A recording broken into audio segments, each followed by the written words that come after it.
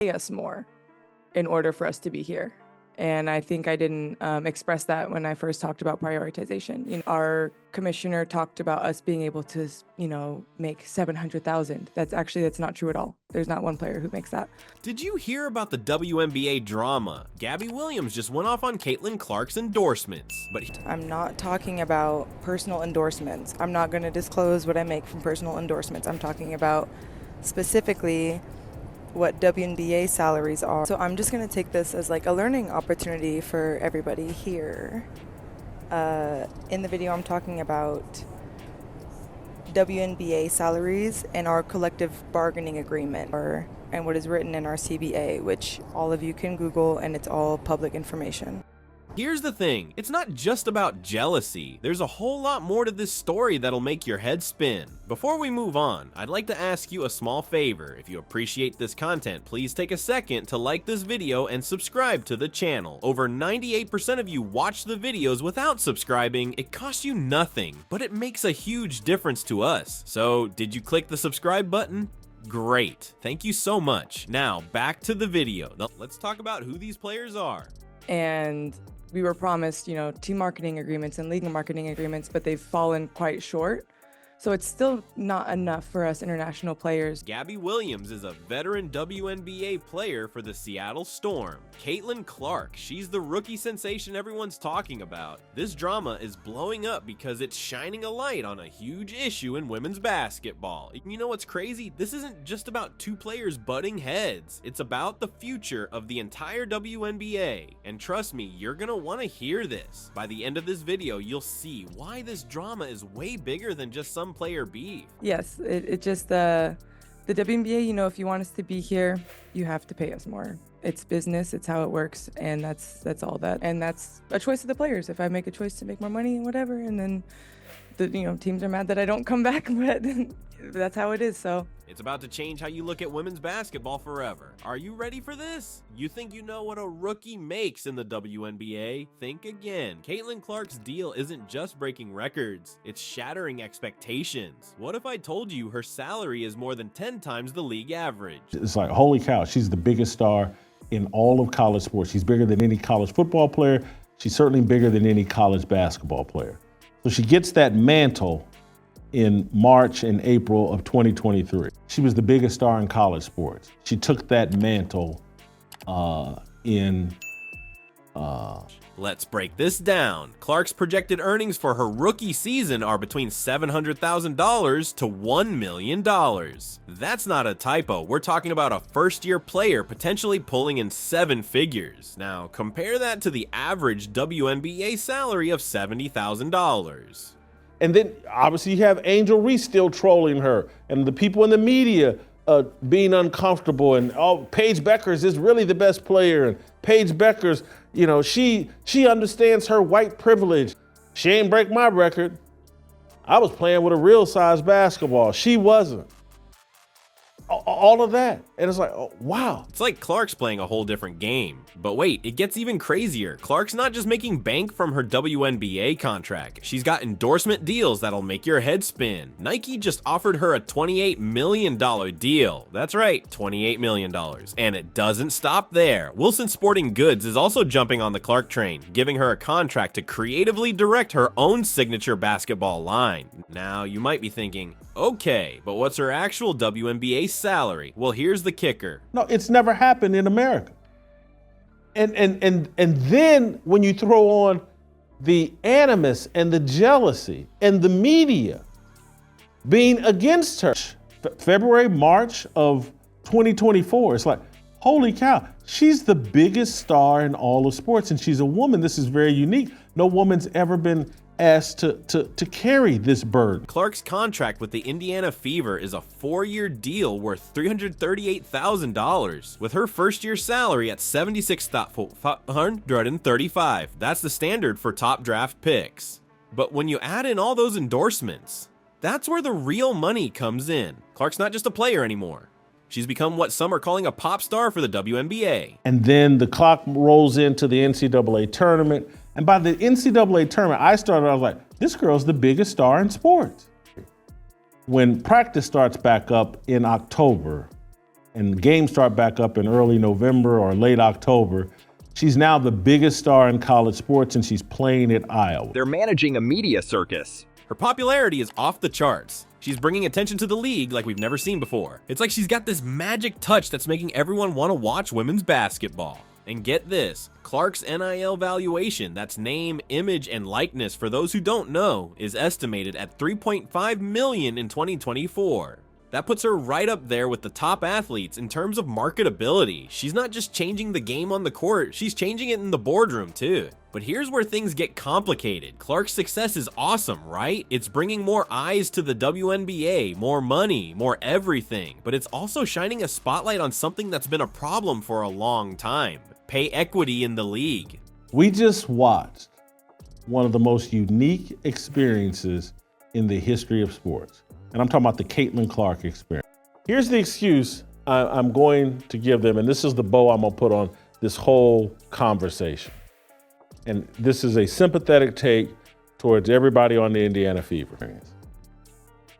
And it's gone on nonstop. The Caitlyn Clark experience. Think about it. You've got Clark potentially making $1 million in her first year, while some veteran players who've been grinding for years are still struggling to make ends meet. It's like Clark's success is a double-edged sword. It's great for her and great for the league's visibility, but it's also making people ask some tough questions about how the WNBA pays its players. And now let's flip the script and look at the other side of the coin. Remember Gabby Williams? She's been in the league for years, and her recent payday seems impressive at first glance, but there's more to this story than meets the eye. She's worn out, and so are her teammates. But they get a short little break for one straight year. Everything, the weight of the world, and all these political and racial discussions centered around Caitlyn Clark. And I look at last night's game and go, yeah, the play with Fag Benlay where they had her tied up and everybody just kind of walked away, I was like, oh man, they can't wait to get to Cancun. What's really going on with WNBA salaries? Gabby Williams made $223,000 for a month of play with the Seattle Storm. Sounds like a dream, right? Well, hold that thought. This paycheck isn't the full picture of what WNBA players are dealing with. Williams isn't just a WNBA player. She's got both US and French citizenship, and she's been balling out internationally too. Why? Because that's where the real money is for most WNBA players. Williams herself said that many players, including her, often earn way more playing overseas than they do in the WNBA. Caitlyn Clark doesn't. And so here's a woman that becomes the biggest star in sports earlier this year, February, around that time. Goes all the way through the NCAA tournament, ends in early April. The next week, or within a week or 10 days, they have the WNBA draft, and ratings fly through the roof. But here's the thing, Williams loves playing for Seattle. She said, I come back to Seattle because they treat me well. What? That's loyalty right there. But loyalty doesn't pay the bills, and that's where things get complicated. Williams didn't hold back when talking about WNBA salaries. She straight up said, if you want us to be here, you have to pay us more. That's not just frustration talking. That's a veteran player who's seen the ins and outs of the league, speaking up for herself and her teammates. You know what's crazy? The WNBA promised marketing agreements and potential salary increases. Sounds great, right? But Williams says those promises have fallen quite short. That's a big deal. It means the league's financial structure isn't cutting it for the players who make the game what it is. She gets snubbed for the Olympics, and then, you know, all the hatred from Cheryl Swopes and everybody in the WNBA, it just all keeps building and feeding on itself. She's having this incredible deal. And then a week or two later, she's into a WNBA camp. And then by early May, she's playing WNBA games. And the momentum just keeps going. I forget the guy that asked her the really stupid question, and she just said, hey, look, her answer wasn't these exact words, but it's just like, hey, I just want a ball.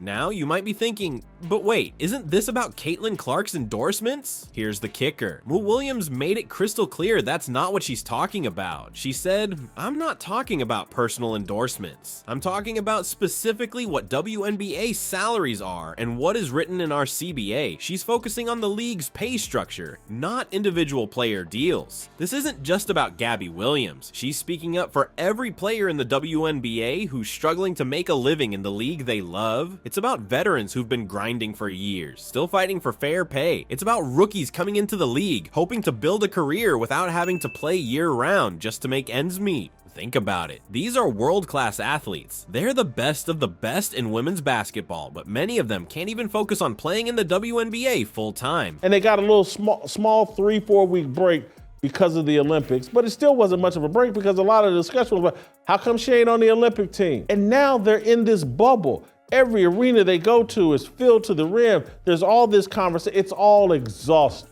They're going to give their best effort.